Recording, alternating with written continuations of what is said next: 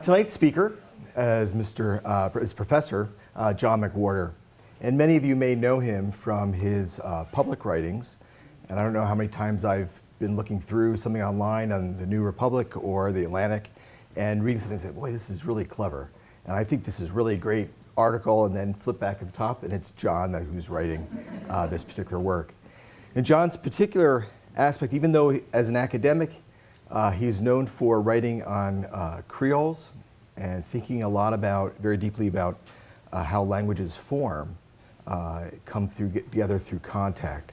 And I think that's a really important piece in terms of his public writing, because that allows him to be able to talk and to think about how our language in our own lives is developing through contact, and it's changing over time. And I think that's really important, and it's been recognized this year by the Linguistic Society of America with an award. Let me get the exact name. The award is Linguistics, Language, and the Public Award, and he's very deserving of that award, and it's nice to see the society acknowledge that. John has written numerous books, and many of the books sort of balance between academic works, where he's talking about creoles, and also ones that are more sort of in the popular sphere, like The Power of Babel, in terms of doing our own thing about language as well. One of the books that I'll talk about in a minute is that I've enjoyed, actually was his second book, Word on the Street. I'll come back to that in a minute. John got to the point where he was as a public intellectual. First got his bachelor's at Rutgers in French, then moved on to NYU to get his master's, and then on to Stanford, where he graduated in 1993. His work has taken him from Cornell and then to Berkeley, and then he did something that most academics would never do. He stepped out of the academy and got a job at the Manhattan Institute, where he was for a number of years before returning to Columbia University, where he is now. And the one thing I would sort of pointing out this particular book, Word on the Street, it was interesting when I came here almost 20 years ago now, starting out my career. I taught a class on language and ethnicity, and one of the textbooks was Word on the Street. And the one thing that I've always quoted him on, like every year, every class, is this metaphor that he uses about language change being like a lava lamp. And I think that's I don't know if I just stole your whole talk tonight. I figured because that book was, book number 2 out of 1820 books. 1420, though, that's fun. Yeah. And that particular metaphor I just think is always powerful in my classes, because we talk about language change and how through contact, and you can sort of think of it even with the heat of inside the lava lamp, the sort of compression of the molecules and the way that it works in terms of change. That change is not directional in terms of language change. It's not like we're all moving in one way. It's just that it's moving, and we can't necessarily predict where those blobs are going to go. And I think John has done a fantastic job for the field, a real service to the field, and being able to explain a lot of how language works in many different spheres, and be able to do that in a way that, with real insight, I think. So please join me in welcoming Professor John McWhorter.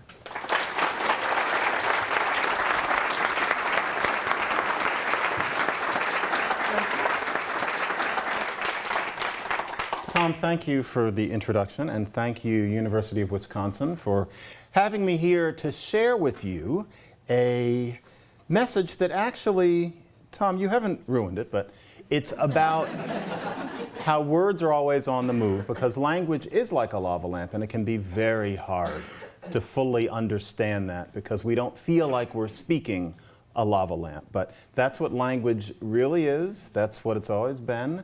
English is not different. It's not different just because it's after about 1970. All language spoken by any human beings is like a lava lamp, and that's because words are always on the move. What I want to get across to you briefly is a different way of looking at what language is. That in a way, you're not told. It's almost as if there are people who want to keep the truth from you. So for example, language change If you ask anybody, do you want language to change? Everybody would say, oh, well, of course, I understand that language always changes. But I'm not sure we always understand how very changeable language is and in what ways. And so, for example, all of us know that if they're new things, then they're going to need to be new words for them. You couldn't miss that. But I don't think it's as easy to know that language changing is as inevitable as cloud patterns changing. So, if you looked up in the sky tomorrow and saw the same cloud pattern as you saw this afternoon, you'd know something was wrong. It's inherent to the way the weather works that the clouds are always going to be different. Language is the same way. It's not that sometimes it changes, it's that it's inherent to its very nature to always be on its way to being something else. And that includes English, and that includes in modern times. Hard to feel it, but it's true. Or we know that words will come in from foreign languages, but we don't know this. It's not just cultural contact. It's not just cultural change. If you took a group of people and you put them into a cave and you left them there for 3,000 years, somehow they could eat, but whatever else they wanted to do, but they cannot come out of the cave, and they just have to be in there reproducing for 3,000 years, and then you take that big rock away and they come walking out. They would be speaking a different language than the original people who were in there, even though there had been no cultural change in the cave. All that they had seen was bats hanging upside down. That's all there was. Nothing changed. But language is always ooching along and changing because it just does. Notice, I didn't say because it has to. Doesn't have to anything. It's just that it does. And so that's something that we might not know. We know that there are always new slang and new idioms, but not that any dictionary page that we see is just a snapshot of something that's always moving. Hard to know these things. There are 5 things that you can know that can get across the very nature of this. So I want to start with a few word meanings. Audition. Immediately you think of somebody standing there and reciting some Shakespeare or something like that. But if you look at the word, it's about hearing. And now that I make you think about it, you know that that word must have started out meaning hearing. It gradually evolved into meaning trying out on a stage. Lewd first just meant that you didn't know much. It meant unlearned. Now, if you're unlearned, then you might be kinky or something like that. And so it gradually evolved. Nobody knew, but originally the word meant unlearned. To Shakespeare, lewd meant that you were ignorant. And now here we are, the clouds changed. Merry started out meaning short, of all things. That which is sweet often doesn't take too long. Next thing you know, merry means short. That's how words go. Key point. I'm not showing you the interesting cases. I didn't have to dig. This is normal. The words that don't change like that are the ones that are heavily used. It's a few very meat and potato sorts of words like I, you, and. Maybe brother and sister, but then notice what brother has come to mean in many ways lately. But for the most part, that's what words do. And so, take a word like blessed. Now, we know what blessed means. Now, if you're blessed, then you could be considered innocent. And so, there is a word that meant blessed in earlier English, which as time went by came to mean innocent, because you think of a blessed person as probably not being culpable, okay? If a person is innocent, presumably they're harmless. So after a while, that word meant harmless. If you're harmless, you're weak. So, a word that first meant blessed, after about 500 years, meant that you were weak, step by step. Nobody ever noticed. People lived and died, but next thing you knew, this happened. If you're weak, it might be that it's kind of weak in the brain that people are talking about. You might be kind of slow on the uptake. You might be a little bit stupid, and if you're a little stupid, then you might be kind of a silly Billy. And so, if you are one, then you're silly. The original word was salig. Our word is silly. Silly used to mean blessed. Isn't that the most amazing thing? That is how words change. That's our language. Nobody ever woke up and said, Mommy, the word silly's meaning is changing. Within a given lifetime, it always meant the same thing. But it started out meaning that. And look what the original meaning was. It was happy. And so you can go from happy and then down to goofy all throughout the ages. That's just words. Why is this important? It helps you in your life to know this. And so, for example, Shakespeare. You know, Shakespeare, the Bard. Shakespeare's so wonderful. I'm sure that those of you who are students here have had classes where you've had to take some Shakespeare. And we all know that when you go to see a Shakespeare play, unless you have read it beforehand, and probably about 3 weeks beforehand, and unless you've had a whole lot of coffee, then unless it's one of the comedies, it's tiring. You can admit it. I'm openly admitting it, and I am familiar with many stages of English, and I'm a theater person. King Lear, if you haven't read it, I'm sorry. Now you can talk about how poetic it is, etc., but still, it may be poetic, but you've enjoyed many poems more. And there's a reason why when you're out there in that lobby and everybody's saying how wonderful it was with a tear rolling down their cheek, you know something's wrong. This is what's wrong. Shakespeare is wonderful, but just because he uses the words we're familiar with doesn't mean that we can understand all or sometimes even most of what he's saying. And the reason is because of this whole silly phenomenon that I was showing. So for example, here's a bit of Macbeth. Here's some poetry. Or, the idea that Shakespeare is better when people have British accents. Well, so you can imagine this said in a British accent, and still, frankly. Besides, this Duncan hath borne his faculties so his what? But unfortunately, we're not reading it. The person just keeps on going. He's in a costume. So, besides, this Duncan hath borne his faculties so meek, hath been so clear in his great office. Okay, clear in your office? I'm not clear in my office. I'm in a chair. I don't know what that means, but there's no time. That his virtues will plead like angels, trumpet-tongued against the deep damnation. Right there, you relax a little bit because you actually understood all of it. The deep damnation of his taking off. Taking what off? And then it just kind of keeps going and going. And then you think to yourself, well, I guess it's because it's poetic, or I'm not British, or I'm tired. No, it's because those words meant to Shakespeare something quite different than what they meant to us. They meant these things. So, besides, this Duncan hath borne his authority so meekly, so that's what it means, authority, and he's been so pure in his great office, so well behaved, clear, opaque, pure, poetic. We wouldn't say that we're pure in anything that we do in our office now, but we know what it means. That his virtues will plead like angels, trumpet-tongued against the deep damnation of his knocking off, and you know what it means. There you go. So it goes from this, where it is beautiful, like a vase, to this, where you can imagine Kevin Spacey saying, I'm sorry, I shouldn't.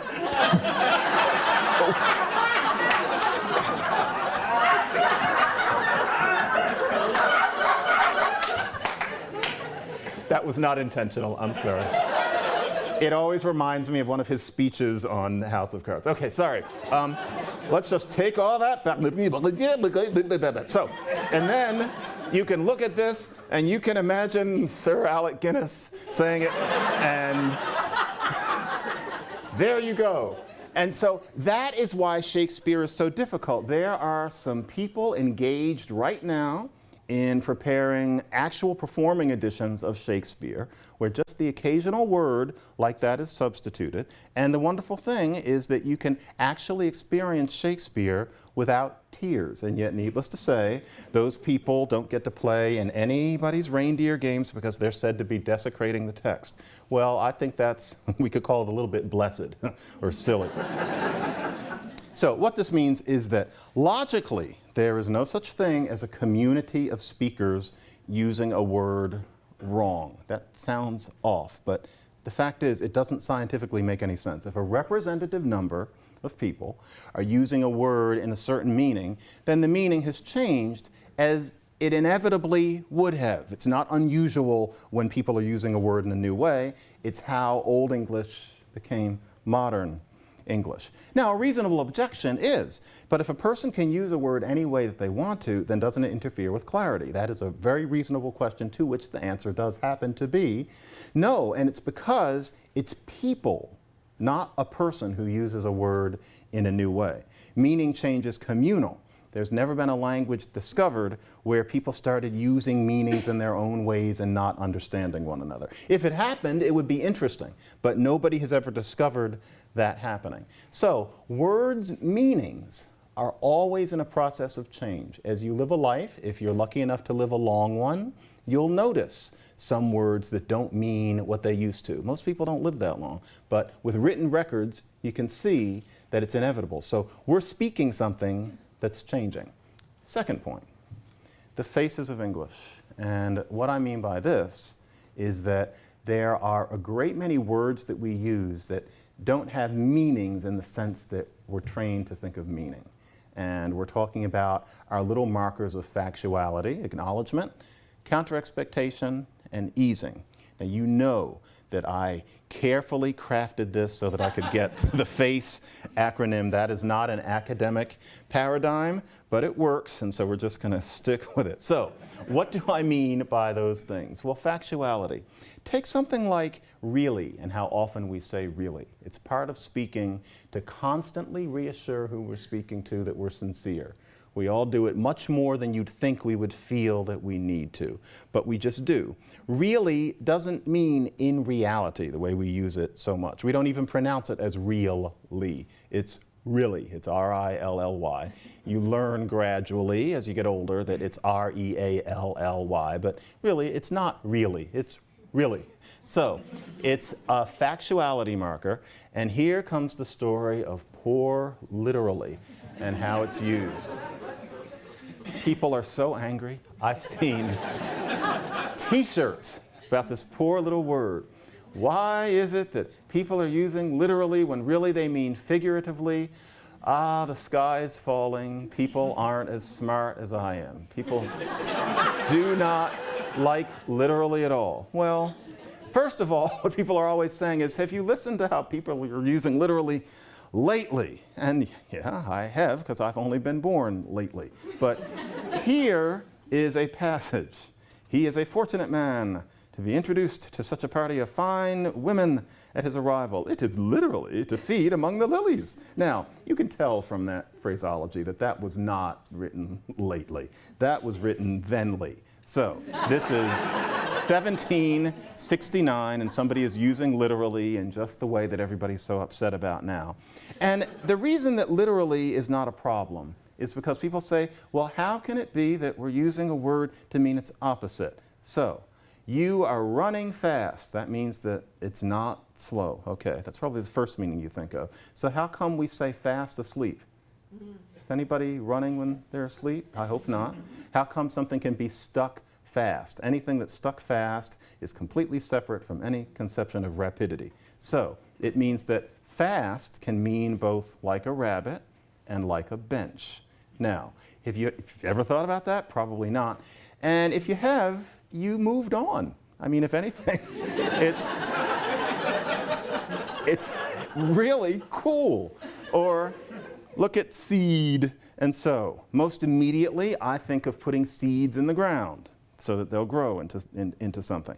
But then on the other hand, if you seed a watermelon, I think you are highly unlikely to buy a seedless one and then buy some watermelon seeds and then put the seeds in so that you can enjoy it. You would never consider such a thing. You are taking the seeds out. Well, have you ever had any problem with that? If anybody told you to go seed the garden, did you think that they meant you're going to go dig in the ground and take the seeds out to make sure nothing grows? No, never had a problem with it. These are called contronyms, and you can tell why. And there is a list of about 75 of them in English. The 75th one is literally. And so we have a word that means both itself and its opposite. And frankly, about 10 minutes ago, everybody made literally Ken Golden. Ken Golden is the kid in 6th grade who everybody starts making fun of for no reason at all. there's nothing wrong with him. He doesn't dress funny, but there's some foible he has. One of his teeth is a little off or something. And all of a sudden, everybody starts making fun of Ken Golden. When really, it could have been Stephen Loeb. It could have been Michael Safransky. It could have been Eric Stein. But no, it had to be Ken Golden. Literally is that kid in 6th grade. There is nothing wrong with literally that isn't wrong with fast and bolt and bound and give out and seed and splice and dust. And what I'm saying is that literally is a factuality marker. It's evolved into fulfilling that function that all languages have equipment for. Another example, acknowledgement. We're always acknowledging each other's frames of mind, and it involves recruiting some word that originated meaning something else, and now is an acknowledgement marker. And so, for example, totally. Totally doesn't mean completely in the usage that we think of as slangy, and some people say is improper. Suppose you say, he's totally going to call you. Now, does that mean that he is going to call you completely? Like he's going to complete the call and then he's going to push the button? No, he's totally going to call you implies, without you having to say a thing or raise your eyebrows, that there are other people that you and I know think that he's not going to call, but he's going to call you. Oh, he's totally going to call you. That's what it means. Taylor Swift is coming to town. We're totally going to get tickets. That implies that there's somebody who thinks it would be a little bit jejune or somehow wrong to buy the tickets, but you're going to anyway because, gosh darn it, you love her. That's what the totally, that's what the totally means. It's an acknowledgement marker which has developed from what did used to mean completely. If it was 1930, totally meant completely. Now it means something different. You know is an acknowledgement marker. Everybody hates how often people say you know, but what you know is for is to check that the person you're talking to is on the same page as you. It's actually very sweet. And like many things that are very sweet, it's very, very old. So this is the Canterbury Tales. And nobody likes the Knight's Tale. And so in school you don't usually get that one. But if you comb through the whole thing, you can find some interesting things, and I don't just mean the sets. Look at, I am, thou woost, yet of thy company a maid, and love, hunting, and venery. Okay, woost meant no. And so what she's saying is, I am, you know, yet of thy, that's what she's saying. Yet, that was the worst British accent. But anyway, that's what that was. Counter expectation. So much of language is about conveying that something is not what one would expect, what is the norm. And so, for example, you never know what word is going to be recruited to convey that. And in English, one of those words is ass, of all things. It's become kind of a suffix. And what I mean by that is this. Imagine there's somebody looking out the window and they say, oh, look, it's a gray-ass squirrel. Imagine somebody saying that. Now you think, that person has a potty mouth. But actually it has more meaning than that. If a person says that a squirrel is gray-ass, they mean, I would expect the squirrel. There's some places where squirrels are black. I can never remember where. But if the person comes from one of those places, then the gray ones look a little kind of cut rate. And so you say, oh, look, it's a gray-ass squirrel. It means a squirrel that you wouldn't expect to be that color. A big-ass pot means a pot that's bigger than you would expect to make the spaghetti. That's the first time I ever heard anybody use this. And so ass, of all things, is a grammatical marker of counter-expectation. And yet, a lot of people will hear somebody say something like, boy, this is a long-ass movie. And they think, that person is profane. When actually, that person is counter-expectational. And then we have our easing. And so, when we are talking to each other, we are constantly reassuring one another that everything's okay. We're reassuring one another that we mean it. We're looking into their brains. We're entertaining one another with what one wouldn't expect. And we're keeping things easy. When we're actually talking to each other, that involves a lot of empty laughter. Listen to people having conversations. I mean, almost everybody. And there's all this, all that in between sentences. When people are talking about addition, long division, shoes, and yet there's all this giggling. And the reason that we do that is because that shows that everything is okay. I once had a neighbor who never did that. I didn't like him. Nobody liked him. Because he didn't do it. He lacks his wife now. I'll bet she didn't like it. And that's because he was not an easer. So, L-O-L. So you can read all these things on BuzzFeed about how it doesn't have any meaning, and then, all this stuff. No, it does have meaning. It's just not the kind of thing we're trained to think of as meaning. This is from something that was on BuzzFeed. And so this is two people. I guess this is called flirting. And so, I like you. Smooth. I'm pretty sure everyone else figured that out before you. Well, I don't know. Just assuming. I wasn't sure if you did, lol, but I guess I shouldn't assume. They charged me again, so it won't cancel for a while, lol. What? See, it's obviously not funny. Oh, lol. Yeah, they charged me again, but only for a month. So much content in that conversation. But what are all those LOLs? I mean, why are they doing it so much? And, it's not about laughter because nothing's terribly funny. They're flirting, and a lot of flirting is putting one another at ease. That's kind of a sine qua non of trying to get into somebody's life. And so you have to have these easings. And so it has that function. This is actually highly edited down. There are about 12 back and forths between these two people. And everything is with the lol, lol, lol. It's because it's easing. So the faces of English. Non-standard dialect is easing. And so if somebody switches into something like Black English, or if somebody is a standard English speaker but they switch into Appalachian English, if right here somebody sounds a little bit differently when they're talking to a friend about something kind of intimate than they would sound if they spoke in a classroom, measuring exactly when some people would be more likely to say bag than bag, all of that is easing. It's about comfort zone, and it's really important to speaking a language as a human being rather than as some kind of robot. So words are on the move partly in just their meanings change in that Shakespearean way. Then also, words are often becoming these face markers, and you could never stop it. There were face markers in Old English, there are face markers in every language. So those are the big two. Then there are three little other ones. So grammar. Where do the little bits come from? Something else that happens to words. So, you can do it. Well, where did the can, that little can, where did that come from? That started out as the verb to know.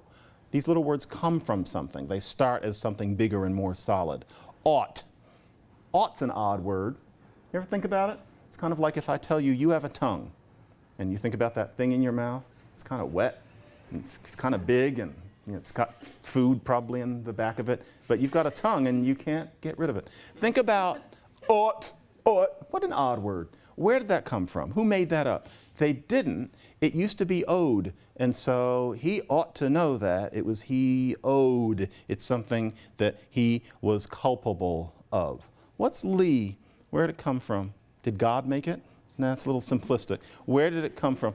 It came from the word like, and the word like first meant body, step by step by step. And so that sort of thing is all over your language. And so you can see it happening in relatively recent developments. Richard III might say, let us go. Okay. Richard Rodgers, the composer, said, let's go. I'm sure he said that once in his life. So let us go. Let's go. We often say, let's go. Let's go. Or let's forget it. Let's forget it. It's just a prefix. So it started out as let us, but we say, the Martian would hear us saying, tsk, and it came from let us. So that's something else that happens to words all the time. They're churning down into becoming these little appendages. And so, for example, it has been guessed that if we say walked, that way, way back it started out as what would translate as walk did. And so words are always winding up as parasites on other words in that way. And that's happening all the time. Fourth, words are on the move because sounds change. They change all the time. The vowels never stop moving in particular. If a language's vowels stop moving, then the language would not be a living language. That would be a language spoken only by people who were dead. The vowels are always moving. Now you can't think about A, E, I, O, U.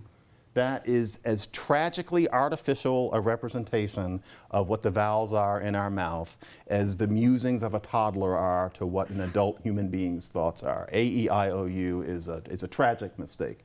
We have many, many, many vowels, and this is where they sit in the mouth. And so if you look at that left column with the beat, bait, bat, that's the front of your head if you were in Game of Thrones and somebody chopped it down in half.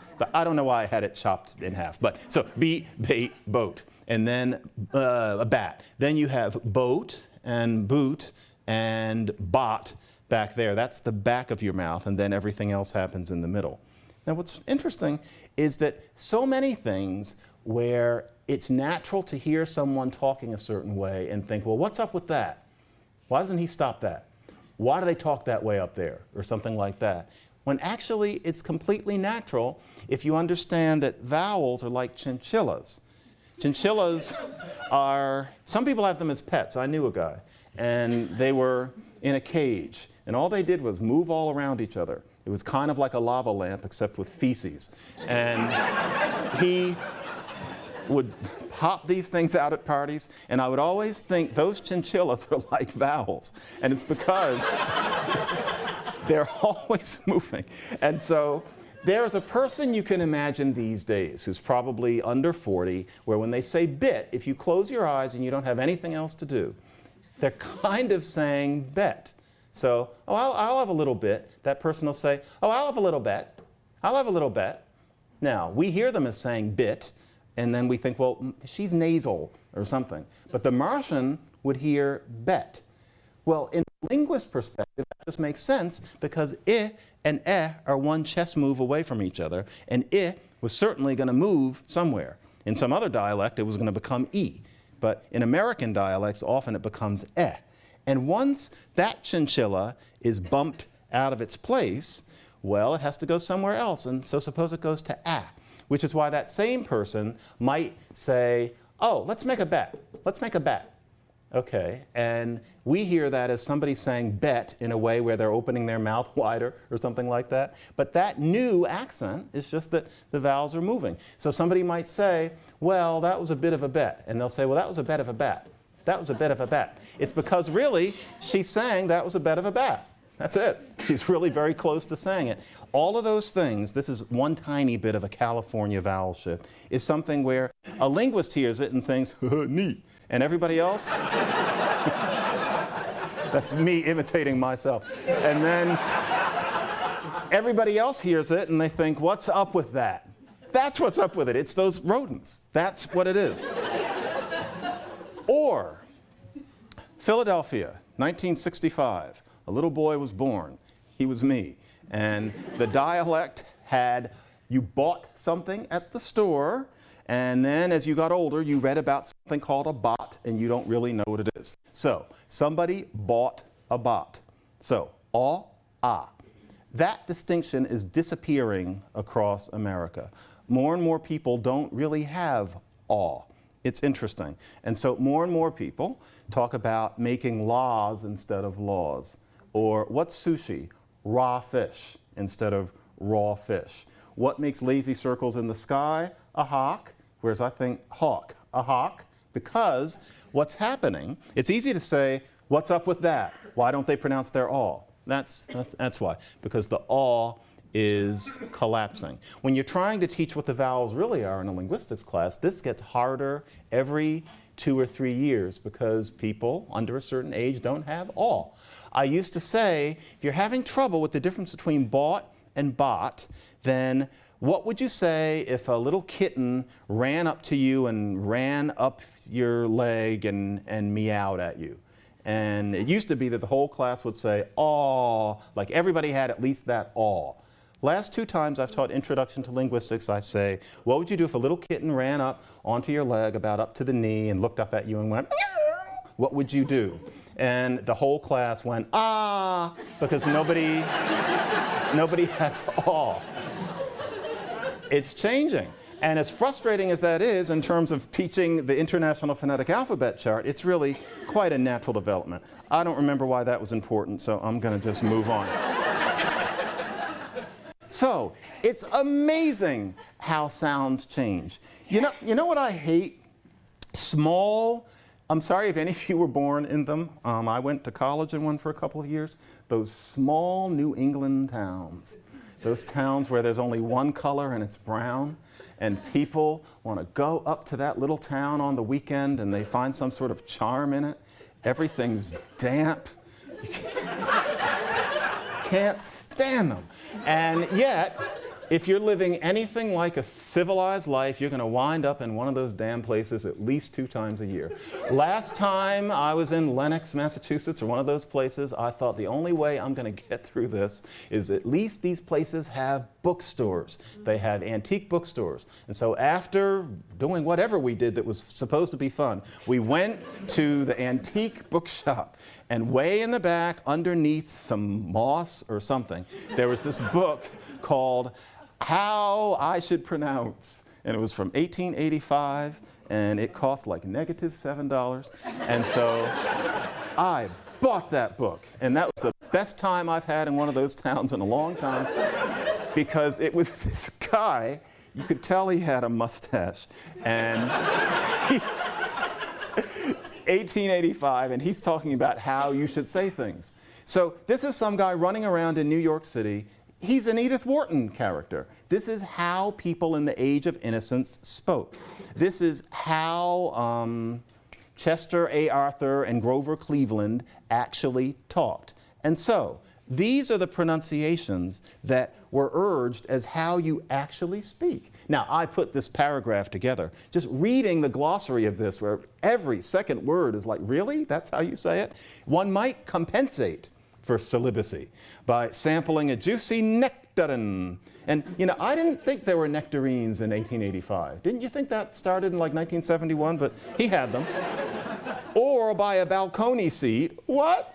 And take in a melodrama. That would be better than making do with a canine. He says, don't say canine, it's not classy. Canine, despicable, dishonest person seeking to isolate you. What? Why? What? And yet to him, that's proper, and it's the vulgarian who pronounces these things the way we do. Certain things must take precedence over others, my dear. Try being a nomad of sorts. Nomad is how you're supposed to say nomad. This person wasn't crazy. He writes a very literate introduction where he's very tolerant of diversity, but as far as he's concerned, if you want to really speak in a way that people will respect you, you have to do that. And so that shows you how arbitrary these things can be. In which case, I want to show you something. The back shift. This is important for the 5th thing. So, did you ever notice that? You can see it. So, you're going to rebel against something. Does that make you a rebel? No, you're a rebel. Or I'm going to outlaw something, and so, oh, you're a terrible outlaw. No, that's somebody who learned English last night. It's outlaw. You record a record, one could go on. Now, what's interesting about that is that that back shift is happening in your daily life. You can hear these all the time. So it's one thing to hear somebody say something and think, that person talks bad. But it's another thing to realize that that shift, where the way something becomes a thing, i.e. becomes a noun, is for the shift of that accent to happen, is a marvel. So for example, Eddie Cantor was kind of a non-skeevy Pee Wee Herman. He was a huge vaudevillian and entertainment star back in the 30s. Some people are crazy enough to have seen all of his movies many times and have listened to the soundtrack. And in one of them, at the end, he says, I learned that from a Boy Scout. And I thought, what the hell is a Boy Scout? Why doesn't he say a Boy Scout? But the Boy Scouts were new then. And so he would have thought, well, it's one of those Boy Scouts, those scouts who was a boy. But if you say it enough and it becomes a thing, then it becomes Boy Scout. Super Sunset Boulevard. That's a speech error. Sunset Boulevard is a movie, 1950. Even those of you who think that things are boring in black and white and don't like old movies, you should see Sunset Boulevard. It pulls you along. It makes you a human being. In one of the first scenes, William Holden in the voiceover says, "Well, I went to buy some food at a supermarket." And the first time I heard it, I thought, supermarket? What, supermarket? Why didn't they retake that? That's how people said it then, because it was a new thing. That's too precious. Anyway, the cast of Mary Tyler Moore, that was a TV show in the early 1970s. One of the best episodes is when they've all been out at a discotheque. And they come home, and this is recent, so it's not Eddie Cantor, who's been dead for 400 years. This is in color. Mary Tyler Moore died about 5 minutes ago. It's supposed to be modern. The people in it have sex. They go to discotheques. There's the pill. And they're all in her apartment. Actually, they're up at the top of the steps outside of the apartment, and they're wondering what they're going to eat. And somebody says, "Why don't we have Chinese food?" And then somebody else says, "That's a good idea. I've never had Chinese food." And they keep on pronouncing it Chinese food. And I remember seeing it and thinking, why can't they talk? What is Chinese food? And then I thought to myself, wait, it's 1972. Chinese isn't default. I mean, let's face it now, Chinese food is just food for most of us. How often are you going to eat turkey and green beans? Chinese is just food. But back then it was exotic. It came in a little box. It was bad. It was expensive. And so for them, it's a novelty to eat Chinese food. Just like for us, it would be eating Martian food. Oh, that's interesting. But after a while, it would be, you want to order Martian? And so, Martian food. So you see these things all the time, and that gets us down to the sex. Here we go. So, want to see something boring? That. So, when I first started learning about linguistics, there were always people who were so excited to show you something called compounds. And so they would say, well, here's something. It's a kind of morphology. You can take black and you can take board and you can put them together and you have blackboard. That's that's how you can create a new word. And I know people who thought of that as so interesting. And then blue and bird, well, how do you get a new word? You want to guess? I'll give you 3 guesses. Do you put the 2 words together? And there you go. Now, what's interesting is, of course, that a black board is some board that's painted black, whereas a blackboard today now could be of any color, it could be of any material, it could be virtual, really. It's because it's a thing. So you have the shift, but there's something more interesting. This is what happens to words. Words come together and create new words. Now, if somebody tells you that that's an example, that blue and bird come together, you have the right to walk out of the room. But there's more to it than that. So for one thing, cupboard. I grew up with the word cupboard. I don't really know what one is. It's in the kitchen. But cupboard has something to do with cups. As you learn how to spell, you learn that that word, C-U-B-B-E-R-D, is actually cupboard. What's a cupboard? Why would you only put cups on it? Apparently, it sounds like Dickens or something, but now we have cupboard, and the only way that we know that it's cupboard is because of the spelling. No little child knows that breakfast is breaking a fast. No, nobody thinks of it as that. You learn after a while. So it's not that black and board come together and create blackboard and Zowie, isn't that interesting? It's that cup and board came together and created cupboard. That's interesting because it doesn't sound like cup, it doesn't sound like board, and it's not about cups, and it's not a board. And so you really did get a brand new word, and it goes further. Daisy. You think of it as so basic, especially because of the Downton Abbey character. You figure, well, that must have been one of the original words. But no, it was day's eye. And then it became daisy because the flower looks like the eye of the day, I suppose. Or, bless you, hussy. And I think I'd better just not. But it was originally 2 other words. The climate is wrong. You look it up. But also, then you have a case like it was house and wife. Then you have barn. So barn. Now that seems so basic. A barn is heavy. A barn is red. A barn is solid. Just barn. You figure that was one of the first words after Adam and Eve Why am I making these religious references tonight? Anyway, so barn. No, barn is a barley arn. Barley arn. So you can imagine that you keep barley in it. An arn was a structure. So a sleep arn was a dormitory. And a guest arn was a hotel. A barley arn. Say barley arn enough times and two things happen. One, you're bored. Two, you have a new word. Isn't that nice?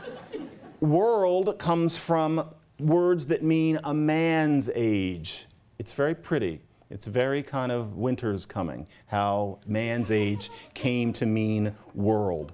And this is lots and lots and lots of words. And so, in sum, you've seen the 5 processes. So look at poor little like. You know, everybody hates like, even people who say it. And the idea is that why does everything have to be so tentative? Why is it so tentative? But it's not really tentative. I was on the subway about a year ago, and this guy walked on. He's about 15, has that kind of Axe smell, and he's very, very confident alpha boy. And he's talking about some episode in his life, and this is pretty much a direct quote. And it's, so we got there and we thought we were going to have the room to ourselves, and and it turned out that like a family had booked it already. So we're standing there and there were like grandparents and like grandkids and aunts and uncles all over the place. He was confident, he was sure of himself. I'm sure that at this point he's angling to get into some school and be some lawyer, or something like that. That is what he was like. He wasn't unconfident, and yet he was using like all over the place, and he was a very smooth talker. Like, in brief, is sometimes a factuality marker, sometimes it's an acknowledgement marker, sometimes it's a counter-expectational marker. There's a whole book about like now written by Alexandra Darcy of the University of Victoria. Definitely worth reading. It's technically written for linguists, but she writes it in a way that everybody else could understand it too, if skimming it quickly. And it actually teaches you all of the intricacies of like. So think about its easing function. This is like the only way to make it work. That's nice. That's a very nice way of putting it. Instead of this is the only way to make it work. This is like. It's kind of like someone saying, let's take our pill now, when really it's only the other person who's going to take the pill. It's not ours. It's very sweet. Like is the new way of striking that note. There's a book where the second to last paragraph is, I thought, pretty well written. It's a passage that I've read many times. I forget the author of this, but what I said was, maybe some prefer their flowers pressed dry in books. They're those with affectionate feelings toward the inflatable doll and the corpse.